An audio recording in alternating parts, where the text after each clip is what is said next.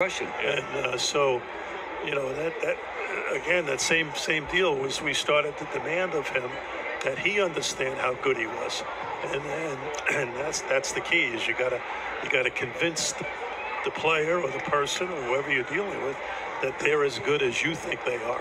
You know, the thing about life a lot is very simply you can't lead if you don't know what's important to a person.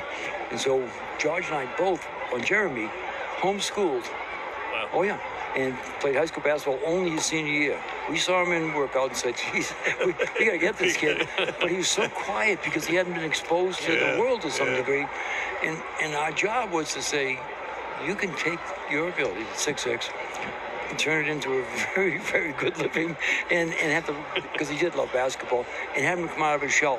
By the time we played in the championship, he was out of his shell, and he was terrific for us. So I think we recognized what was important to him. To say you could do this, basketball is so important to him. And I just think we played on that aspect. And what do you need to do to get better? Get stronger, put the ball on the deck, all those type of things.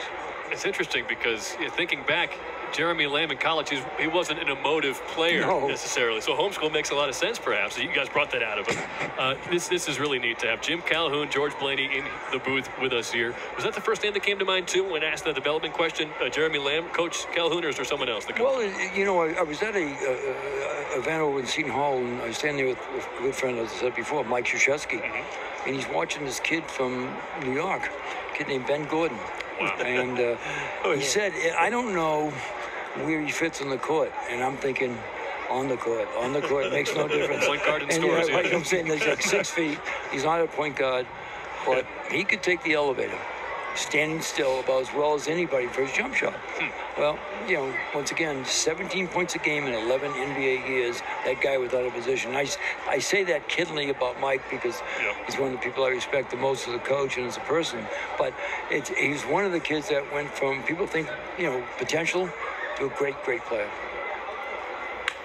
Ooh, another hard hit ball from Nomar Mazara.